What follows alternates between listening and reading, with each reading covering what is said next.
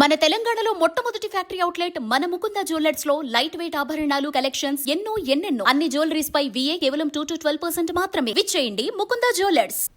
టారిఫ్లతో పలు దేశాలను హడలెత్తిస్తున్న ట్రంప్ అమెరికాలో విదేశీ విద్యార్థులను కట్టడి చేసే ప్రయత్నాలను ముమ్మరం చేశారు.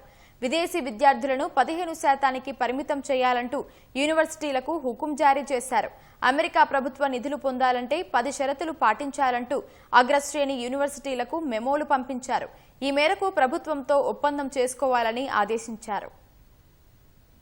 అమెరికా ప్రభుత్వం నుంచి నిధులు కావాలంటే విదేశీ విద్యార్థుల అడ్మిషన్లను పరిమితం చేయాలంటూ ట్రంప్ సర్కారు ఆ దేశంలో అగ్రశ్రేణి విశ్వవిద్యాలయాలకు తేల్చి చెప్పింది. ఈ మేరకు ప్రతిపాదించిన నిబంధనలను మెమో రూపంలో ఆయా యూనివర్సిటీలకు పంపింది. ప్రభుత్వ నిధులు కావాలంటే విదేశీ విద్యార్థుల సంఖ్యపై పరిమితి, జాతి, లింగ ఆధారిత నియామకాలు నిలిపివేయడం, విద్యార్థుల అడ్మిషన్ సమయంలో ఖచ్చితంగా ప్రామాణిక పరీక్ష నిర్వహించడం వంటివి చేపడితేనే నిధుల కేటాయింపులో ప్రాధాన్యం లభిస్తుందని వెల్లడించింది. ఈ నిబంధనలను అంగీకరించిన వర్సిటీలు ప్రభుత్వం నుంచి వచ్చే లబ్ధి పొందవచ్చని ఆ లేఖలో వెల్లడించింది. వీటిల్లో విద్యార్థులకు ప్రభుత్వ రుణాలు, గ్రాంట్లు, కాంట్రాక్టులు, రీసెర్చ్ నిధులు, విదేశీ స్కాలర్స్ కు వీసా అనుమతులు, ట్యాక్స్ కోడ్లో ప్రాధాన్యం వంటివి పొందవచ్చని పేర్కొంది. అమెరికాలో ఉన్నత విద్యను పునర్వ్యవస్థీకరించి తమ భావజాలానికి అనుకూలంగా మార్చుకోవడానికి అధ్యక్షుడు ట్రంప్ కార్యవర్గం చేస్తోన్న మరో యత్నంగా దీన్ని నిపుణులు భావిస్తున్నారు. ట్రంప్ సర్కారు ప్రతిపాదించిన నిబంధనల ప్రకారం విదేశీ వీసాలపై వచ్చే విద్యార్థుల సంఖ్య 15%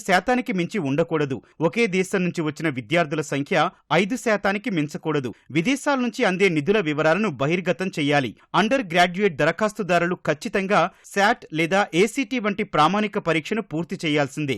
విద్యా స్వేచ్ఛను కాపాడే విధానాలను అమలు చేయాలి. సంప్రదాయవాద ఆలోచన సరళిని ఇబ్బంది పెట్టే, దాడులకు పాల్పడే యూనిట్స్ ను తొలగించాలి. విద్యాలయాలను ఇబ్బంది పెట్టేలా రాజకీయ ప్రదర్శనలు, విద్యార్థులను లేదా గ్రూపులను వేధించకుండా చర్యలు చేపట్టాలి. ఉద్యోగులు అధికారిక విధుల సమయంలో రాజకీయ ప్రసంగాలు, చర్యలకు దూరంగా ఉండాలి. హార్డ్ సైన్స్ విద్యను అభ్యసించే విద్యార్థులకు ఉచిత ట్యూషన్ ఫీజు, ప్రోత్సాహకం కింద $2 మిలియన్ మించి ఇవ్వాలని ప్రతిపాదించారు. ఈ నిబంధనలను ఏ మేరకు అమలు చేస్తున్నారనే అంశాన్ని జస్టిస్ డిపార్ట్మెంట్ ఎప్పటికప్పుడు తెలుసుకుంటుంది. వీటిని ఉల్లంఘిస్తే ప్రభుత్వ లబ్ధిని 2 ఏళ్ల పాటు ఆపేస్తారు. ఈ మేరకు శ్వేత సౌధం నుంచి లేఖలు అందుకున్న వాటిలో అమెరికాలో MIT సహా ప్రముఖ విశ్వవిద్యాలయాలన్నీ ఉన్నాయి. ఈ 10 నిబంధనలు పాటించేందుకు సిద్ధంగా ఉంటే ప్రభుత్వంతో ఒప్పందం చేసుకోవాలని ట్రంప్ కార్యవర్గం యూనివర్సిటీలకు సూచించినట్లు తెలుస్తోంది. ఈ దిశలో హార్వర్డ్ విశ్వవిద్యాలయం ప్రభుత్వంతో $500 మిలియన్ డీల్ చేసుకునేందుకు చేరువైనట్లు సమాచారం.